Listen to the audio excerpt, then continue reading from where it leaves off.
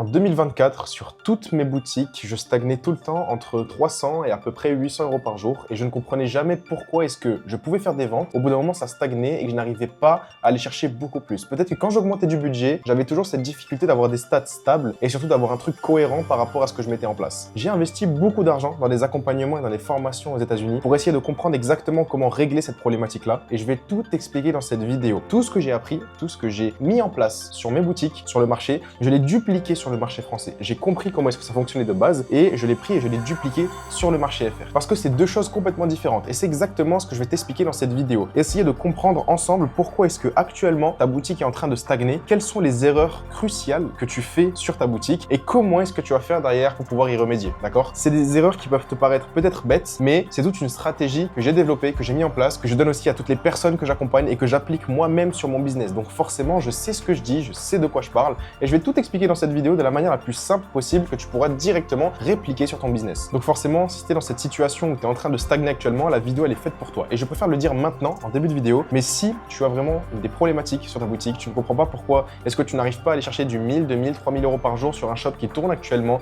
que tu as vraiment de gros problèmes quand tu commences à scaler, que tu ne comprends pas tes statistiques, en première ligne de cette vidéo, il y a un petit lien dans lequel tu pourras réserver directement un appel avec moi. On va étudier ensemble ta problématique, quelles sont les choses que tu fais de bien, quelles sont les choses que tu fais de mal, qu'est-ce qu'on va pouvoir mettre en place ensemble et est-ce que je vais pouvoir dupliquer ma stratégie sur ton propre business pour aller chercher au minimum les 30 000 € de profit net par mois, donc aller chercher au-delà des 3 000 € par jour. Donc si tu stagnes actuellement, tu as simplement besoin de réserver un petit appel en première ligne de description de cette vidéo et je te laisse avec la vidéo. Donc aujourd'hui, il y a 3 choses principales qui font que ta boutique est en train de stagner. Ta boutique ne passe pas à un next step et surtout, tu as de grosses difficultés à comprendre pourquoi est-ce que ta boutique est en train de stagner actuellement et quelles sont les étapes que tu dois mettre en place pour essayer de passer ce cap. Je pense que tu l'as très souvent remarqué, mais quand tu tournes par exemple sur Meta et que tu veux essayer peut-être d'augmenter le budget, c'est là que tu te rends compte que ta stratégie n'est pas bonne parce que Meta ne saura plus du tout à qui est-ce qu'il va s'adresser. Il ne va rien comprendre et toutes tes stats vont chuter. Mais ce n'est pas une question uniquement de créative. Trop de personnes pensent qu'il faut faire plus de créatifs pour former. Trop de personnes pensent aussi qu'il va falloir améliorer tout le site, A/B test plein d'offres. Non. Pas forcément. Un scaling, ça se passe pas comme ça. Il faut déjà avoir de très bonnes bases sur sa boutique de manière générale. Et ensuite, après, on va passer à un gros scaling où malgré le fait qu'on optimise et qu'on augmente le budget, on aura tout de même d'excellentes statistiques. Ok ? La raison numéro 1, d'abord, par rapport à un échec et par rapport au fait que ton shop actuellement est en train de stagner, c'est tout simplement ton positionnement. Tu as un positionnement qui est très faible, dans le sens où ton shop, entre guillemets, parle à tout le monde. Et ça, on le sait, mais quand on parle à tout le monde, on vend à personne. Quand on vend à tout le monde, on vend à personne. Donc forcément, on ne sait pas exactement qui on cible. Et le positionnement, si tu le remarques sur le petit document que j'ai réalisé, c'est la fondation de tout et c'est la réponse à une question qui est extrêmement simple. À qui exactement je m'adresse et pourquoi? D'accord? Mon produit est fait pour quel type de personne? Pourquoi est-ce que je vends ce type de produit-là? C'est marqué juste ici. Pourquoi est-ce que je vends ce produit-là? D'accord? Je m'adresse à qui concrètement? En fait, le choix de l'avatar client type, d'ailleurs, j'ai fait pas mal de copywriting avec de l'IA par rapport à ça. Le copywriting et l'avatar client cible, d'accord, qu'on a envie de target, il est ultra important parce que c'est ce persona-là qui va nous faire comprendre si oui ou non notre produit est intéressant. Exemple tout bête, je reprends le même exemple de la vidéo de la dernière fois.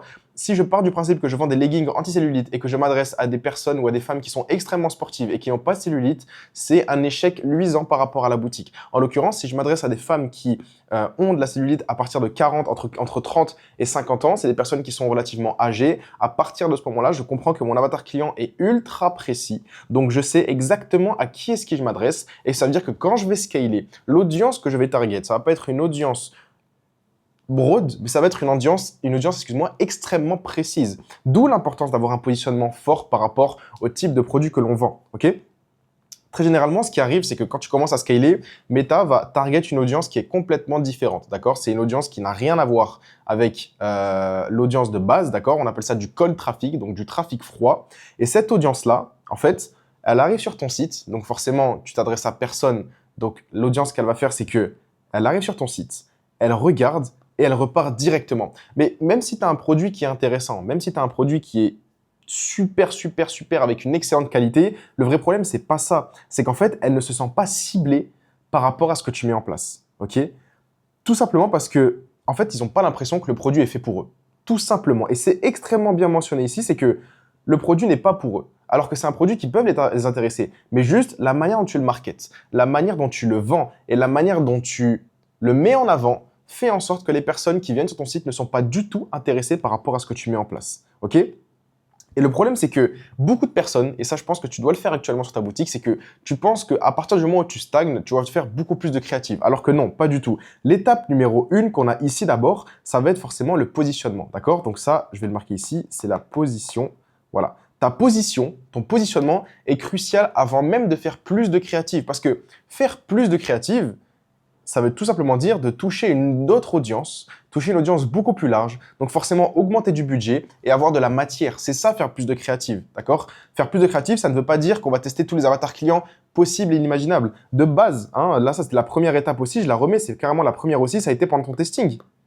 Pendant le testing, tu as testé différents avatars clients, tu as testé différents angles marketing, tu as testé différentes stratégies qui ont permis à toi derrière de comprendre si oui ou non ton produit était intéressant. Ça, tu l'as validé dès le début, mais ça t'a permis aussi de comprendre comment est-ce que tu pourras le développer derrière et quel est l'avatar client type et précis que tu vas développer au fur et à mesure. C'est ça la vraie raison de pourquoi est-ce que dès le début, tu ne fonctionnes pas. Parce que ton positionnement n'est pas clair. Donc ça, c'est tout simplement ce que tu dois mettre en avant dès le début. Ton positionnement clair, net et précis. Ce que tu peux faire, je peux te donner une petite stratégie que j'utilise beaucoup, c'est que quand je fais par exemple ma recherche produit et que je m'adapte par rapport aux concurrents, je vais tout simplement target les concurrents et regarder quel type d'angle marketing ils utilisent. C'est-à-dire que j'utilise beaucoup l'outil Brand Search, d'accord? Sur Brand Search, je vais target mes concurrents directement, donc je vais faire de la veille concurrentielle par rapport à ça. Je vais récupérer exactement le même contenu que eux font.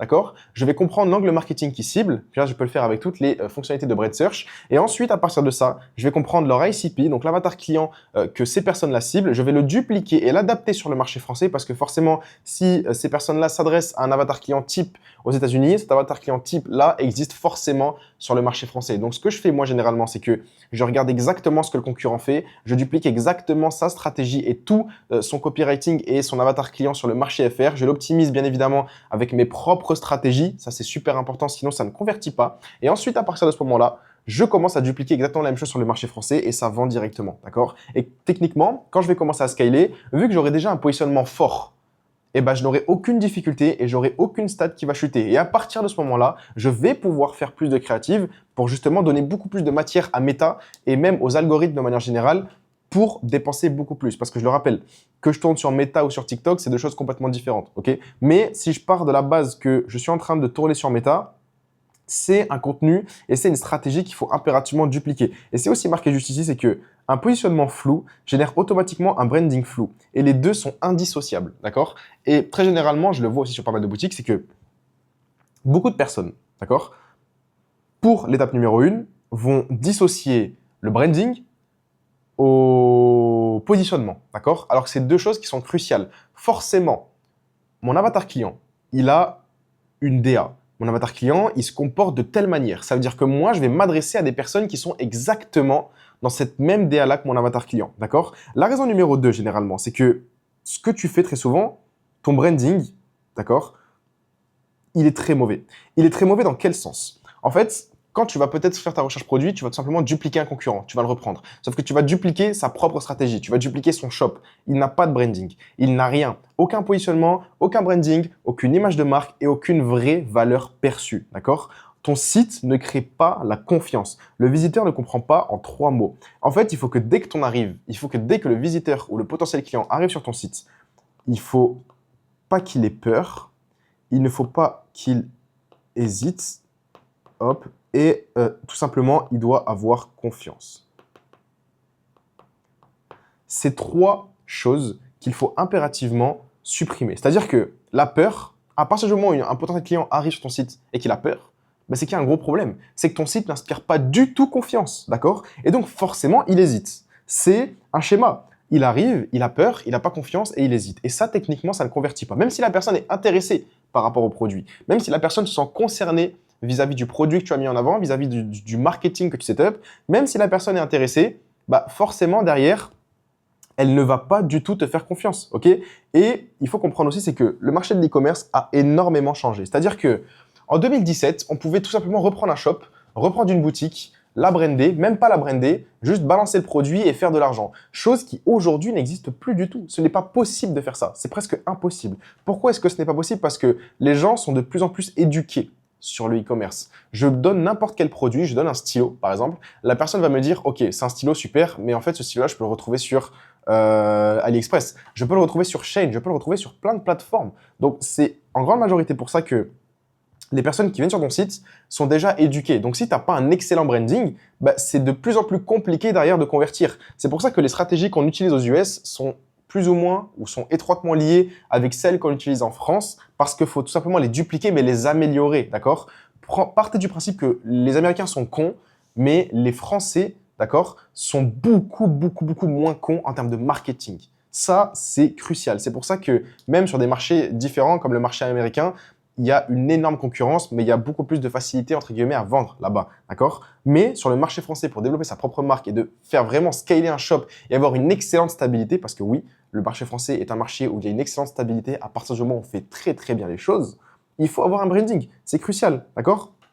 Et aujourd'hui, c'est marqué juste ici, mais les consommateurs font la différence en seulement quelques secondes entre un shop amateur, d'accord, et un shop de marque, d'accord? Nous, ce qu'on fait dans la stratégie d'e-commerce brandé, c'est que généralement, on va se positionner en tant que marque dès le début, savoir exactement tous les bons potentiels et tous les bons profits d'une marque, donc en tirer tous les bons profits, avoir toutes les bonnes choses d'une marque, d'accord?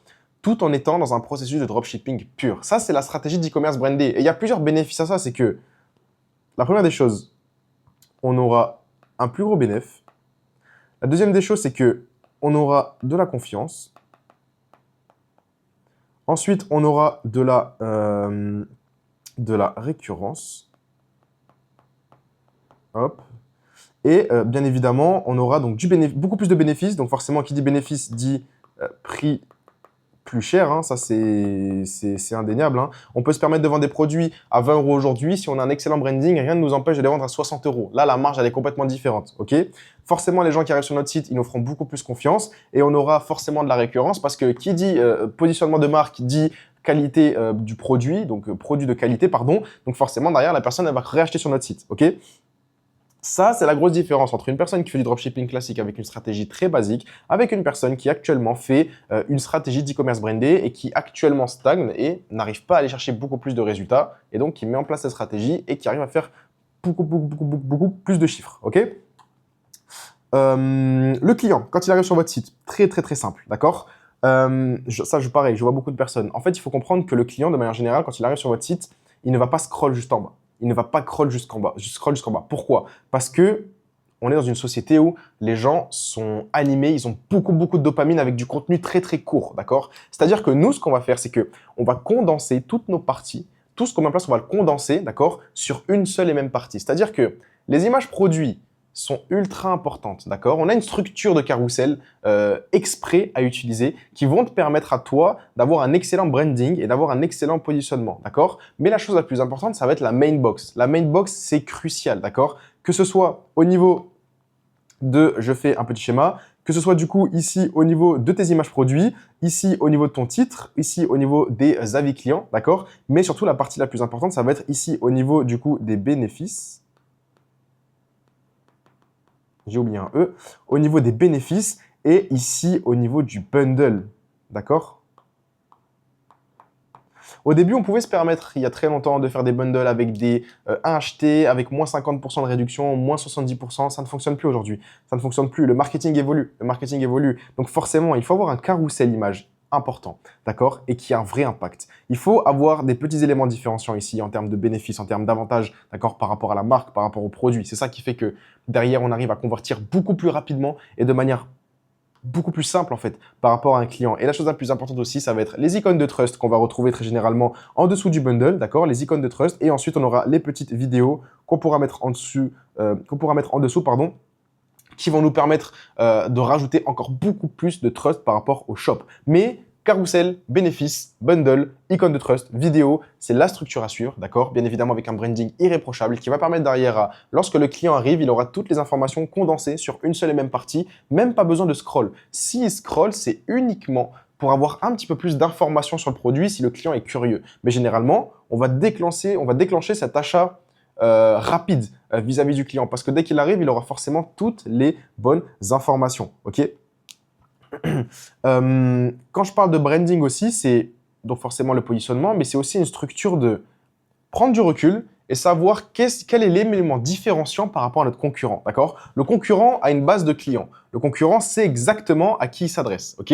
Pourquoi est-ce que les gens viendront acheter chez nous et pas chez le concurrent? Quels sont les avantages à acheter chez nous? Quelles sont les choses que on va pouvoir mettre en place qui vont faire que la personne, si elle nous comparait avec notre concurrent, bah, elle choisirait nous plutôt que le concurrent. Peut-être que là, à ce moment-là, on va commencer à tester différentes offres, d'accord? Toujours avoir une offre inférieure à celle du concurrent. Peut-être que c'est au niveau du branding et du positionnement. On va se positionner en tant que marque. Donc forcément, on aura un avantage concurrentiel par rapport au concurrent en se disant que cette marque-là me donne beaucoup plus confiance, d'accord, que celle du concurrent. Peut-être que c'est aussi au niveau de l'avatar client et au niveau aussi de la manière dont on parle, du copywriting. Toutes ces choses-là, c'est des choses à prendre en compte qui vont faire que le client, quand il arrive sur votre site, bah, il ne se pose même pas la question et qu'il choisisse votre site plutôt que celui du concurrent. Et sans ça, d'accord, c'est marqué juste ici, mais sans ça, bah, en fait, le problème, c'est que le potentiel client doute. Il ne sait pas s'il achète chez vous ou si c'est chez votre concurrent, excusez-moi. Ou alors, tout simplement, il ferme l'onglet. Ou alors, peut-être même, il ajoute au panier, mais il ne reviendra jamais, peu importe les mails de relance. OK? Donc, on ne peut pas avoir un faible branding avec un fort positionnement. Et on ne peut pas avoir un faible positionnement avec un branding qui est extrêmement puissant. Les deux vont ensemble. Il faut avoir un 100% sur les deux. OK? Donc forcément, hop, je le mets juste ici, mais un branding qui est mauvais et un positionnement qui est mauvais, forcément, même si tu l'alimentes avec des pubs, même si tu mets beaucoup de budget, derrière, tu vas tout simplement cramer du budget en publicité parce que tu ne vas pas cibler les bonnes personnes, d'accord? Même si l'algorithme Meta est extrêmement puissant, les personnes qui viendront sur ton site ne seront pas convaincues. Donc ça, c'est des paramètres à prendre en compte avant même de commencer à scaler, ok? Et c'est aussi en grande majorité pour ça qu'actuellement, ton shop est en train de stagner aussi, d'accord? Ce document-là, j'ai fait un condensé d'ailleurs. Je préfère le dire aussi, mais j'ai fait un condensé qui est juste ici, ok? J'ai fait un condensé dans lequel j'explique en détail pourquoi est-ce qu'aujourd'hui ton shop est en train de stagner, ok? Si tu veux recevoir le document complet et tu veux l'étudier vraiment de ton côté, prendre le temps, prendre des notes et vraiment l'avoir pour toi, juste en deuxième ligne de description de cette vidéo, tu auras mon Instagram, tu m'envoies tu m'envoies document, ok, et je t'enverrai directement le document complet dans lequel je pourrai directement, bah voilà, tout te fournir et tu auras toutes les informations nécessaires, ok. En deuxième ligne de description de cette vidéo, tu auras mon Instagram, tu m'envoies un petit message et je pourrai directement t'envoyer le document sans aucun problème, ok. Tu auras un truc complet. Et ensuite, la dernière raison, ok, ça va être ton media buying. La première raison, c'est le positionnement. Deuxième raison, excusez-moi, c'est le branding. Et la troisième, c'est le media buying. Ok. Quand je parle de media buying, je parle de quoi? Je parle de gestion publicitaire. Quelles sont les erreurs que tu fais aujourd'hui qui font que ta boutique est en train de stagner? Ok. Première chose, tu lances sur Meta. Ok. Meta ne sait pas à qui diffuser, il tâtonne et tu payes pour ça. Histoire de faire un petit rappel, une petite parenthèse, quand Meta ne sait pas à qui il diffuse, très généralement, les stats qui vont augmenter d'un coup, ça va être les CPM. Ok. CPM est égal coût pour 1000 impressions. Ok, c'est-à-dire que combien est-ce que tu vas payer pour que ta publicité soit visible soit visible 1000 fois. Ok, ça c'est un paramètre qui est super important parce que très généralement sur Meta tu vas avoir des CPM qui seront super élevés, pas parce que ton contenu est mauvais, mais parce que tu as pareil comme j'ai dit, mauvais positionnement, mauvais branding, mauvais avatar client, mauvais ciblage. Bam, Meta ne sait pas à qui il s'adresse, donc forcément CPM super élevé. Ok. Meta a besoin de signaux de qualité pour savoir à qui montrer tes publicités. Tes créatives doivent cibler ton avatar client. Simple. Il n'y a rien de plus simple par rapport à ça. Dès les 3 premières secondes, dès le hook, tu dois impérativement te rendre compte que si ta publicité, elle correspond, et si ta publicité, elle cible exactement le bon avatar client, tu auras des CPM qui seront super faibles et surtout, tu auras un trafic de qualité. Et ça, c'est super important. Et je fais une petite parenthèse aussi par rapport à ça, mais il faut faire la distinction entre TikTok et Meta. TikTok, c'est du contenu en quantité, donc ça veut dire que très généralement, TikTok va balancer beaucoup plus, donc tu auras des CPM qui seront moins chers, d'accord? Sauf que tu auras du trafic broad, d'accord? Pas forcément de qualité, peu importe si tu chauffes vraiment l'algorithme, c'est en train de s'améliorer. Tandis que Meta, peut-être que tu auras des CPM légèrement plus chers, mais si tu fais des créatifs qui performent, tu auras des créatifs qui vont tourner pendant très longtemps, tu auras des CPM qui seront plus faibles et tu auras un trafic de qualité, ok? C'est pour ça que beaucoup de personnes se retrouvent à balancer 100 € par jour, ont peut-être 70 visites sur leur site, mais ont un taux de conversion peut-être à 5-6 parce que le trafic vraiment est de qualité. Et ça, c'est l'enchaînement de tout. Et au final, on se rend compte que c'est juste une question de budget et donc forcément une question derrière de visibilité. Ok. Donc forcément, actuellement, quand tu scales, Meta a besoin de signaux de qualité, voilà, pour savoir à qui montrer tes pubs. Sans positionnement clair, sans branding fort, sans créative construite pour un avatar précis, ok, forcément, l'algorithme, il va tâtonner. Je le répète, et ça, je l'ai dit en début de vidéo. En gros, quand tu vas commencer à scaler, Meta va se baser sur l'audience qu'il a déjà de base, d'accord? On part du principe que ça, c'est un rond. Ça, c'est ce que Meta, ok, hop, ça, c'est ce que Meta cible, d'accord? Quand je vais scaler, hop, quand je vais scaler, on aura toujours le rond ici, hop, Meta. Sauf que Meta, ce qu'il va faire, c'est qu'il va élargir son cercle. Il va l'élargir. Bon, c'est pas trop un cercle, mais voilà. Il va l'élargir. Et ce trafic-là, on l'appelle le cold. Le cold traffic, ok? Qu'est-ce que c'est que le cold traffic? C'est une audience qui n'est pas du tout éduquée. C'est une audience qui ne connaît même pas ton produit, qui ne connaît même pas ton positionnement et qui ne te connaît pas tout court. Donc forcément, cette stratégie-là et ce scaling-là, il peut être bon comme il peut être mauvais. Et quand il est mauvais, généralement, c'est tout simplement parce que déjà, dans un premier temps, l'audience doit être éduquée au fur et à mesure, d'accord? Donc forcément, ça se met en place. Ok, il faut laisser généralement, on va dire, à peu près 3 jours à Meta, entre 2 et 3 jours à Meta quand on commence à scaling pour vraiment commencer à analyser les résultats. Généralement, au bout de la première journée, on commence à avoir des améliorations. Deuxième jour, on commence à être extrêmement rentable et ça annonce de plutôt bonnes choses pour la suite. Ok, donc Meta va cibler du cold traffic, donc un trafic qui ne te connaît pas. Doute-toi bien que si tu n'as pas de branding, si tu n'as pas de positionnement et si tu gères mal ton media buying, forcément, le nouveau trafic qui va venir, il va jamais acheter sur ton site. Jamais, jamais, jamais, jamais. Ok, et généralement, ce que tu dois mettre en place, c'est que l'algorithme, entre guillemets, va tâtonner, d'accord, comme c'est marqué juste ici. Il va dépenser sur les mauvaises personnes. Et donc, forcément, ton CPM va augmenter parce qu'on ne sait pas à qui tu t'adresses. Et en plus de ça, ton CPA, d'accord, ton coût par achat, il est totalement sorti de ton CPA target. Donc, forcément, derrière, bah, tu vas te retrouver en difficulté et tu vas pas comprendre. Et ce que tu fais généralement, c'est que quand tu vois que ça ne performe pas, tu vas faire des modifications, c'est-à-dire que tu vas faire de la mauvaise réitération. Ça, c'est ce que j'appelle de la mauvaise réitération. Tu vas tout simplement reprendre la créative qui performe, tu vas juste lui changer les sous-titres, peut-être changer le hook et tu vas rebalancer. Et ça, tu vas le faire constamment. Sauf que Meta n'est pas dupe. Meta n'est pas bête. Même si tu réitères une créative de cette manière-là, Meta détecte que c'est entre guillemets la même créative. Donc, peu importe le scaling que tu entames, bah, ta créative, en fait, c'est la même. Donc, tes stats vont chuter aussi. Ok. Mais vu que tu n'as pas d'avatar client clair et précis, tu vas juste faire de la réitération inconsciente de tes propres créatives qui vont toi derrière te pénaliser plus qu'autre chose, ok? Un vrai test, comme je le mentionne juste ici, c'est avoir un avatar client précis, d'accord? Avoir un angle différenciant précis aussi et d'avoir une structure depuis le début. Comme ça, après, derrière, tu es sur un scaling constant. Tu n'as pas besoin de faire tout le temps des grosses modifications et tu n'as pas besoin de te remettre en question sur ce que tu as déjà fait de base, ok?